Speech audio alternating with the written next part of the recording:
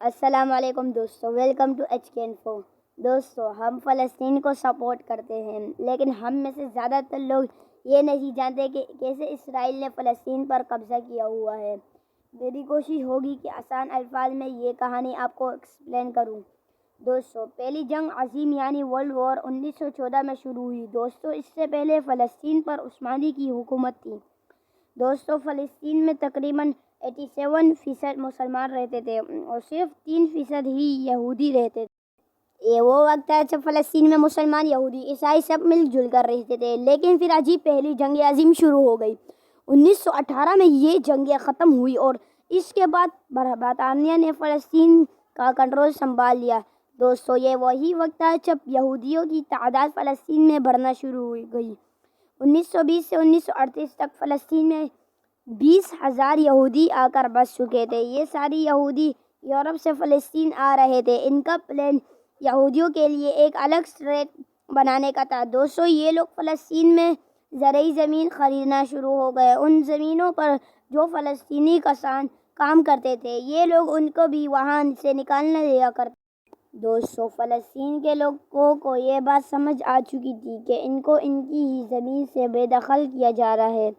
اس لیے 1936 میں فلسطینیوں نے برطانوی راج کے خلاف جنگ کا اعلان کر دیا، لیکن یہ کامیاب نہیں ہو سکے۔ اس کے بعد برطانیہ نے فیصلہ کر لیا کہ یہودیوں کو فلسطین میں 1939 میں دوسری جنگ عظیم شروع ہو گئی۔ اس پر یورپ میں یہودیوں کا قتل عام ہو رہا تھا اور یہودی لاکھوں کی تعداد میں فلسطین آ رہے تھے۔ 1942 میں برطانیہ فلسطین چھوڑ کر چلے گیا، لیکن اس وقت تک لاکھوں یہودی یورپ سے فلسطین آ کر رہنا شروع ہو چکے۔ بہرحال 1947 میں کہا فلسطین کو دو حصوں میں بانٹ دیا جائے۔ 55% حصے یورپ سے آنے والے یہودیوں کو دیے جائے اور 45% حصے فلسطینیوں کو، یعنی ان کی اپنی زمین۔ ان کے پاس صرف 45% رہ گئی تھی۔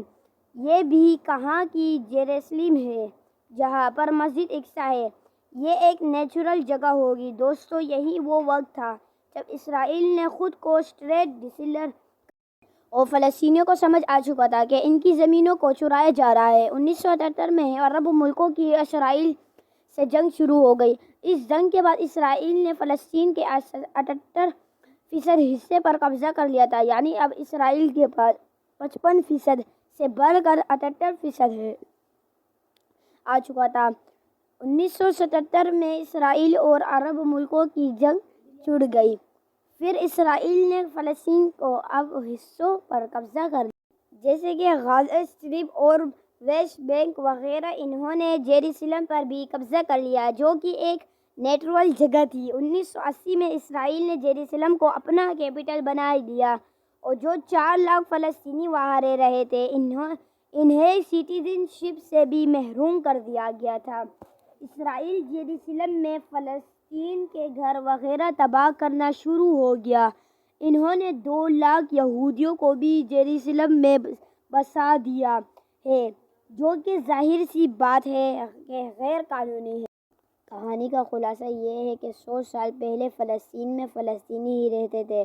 لاکھوں یہودی یورپ سے ان کی جگہ پر آ کر انہوں نے فلسطینیوں کی 55% زمین پر اسرائیل بنایا اور پھر آہستہ آہستہ باقی کی زمین پر بھی قبضہ کر لیا۔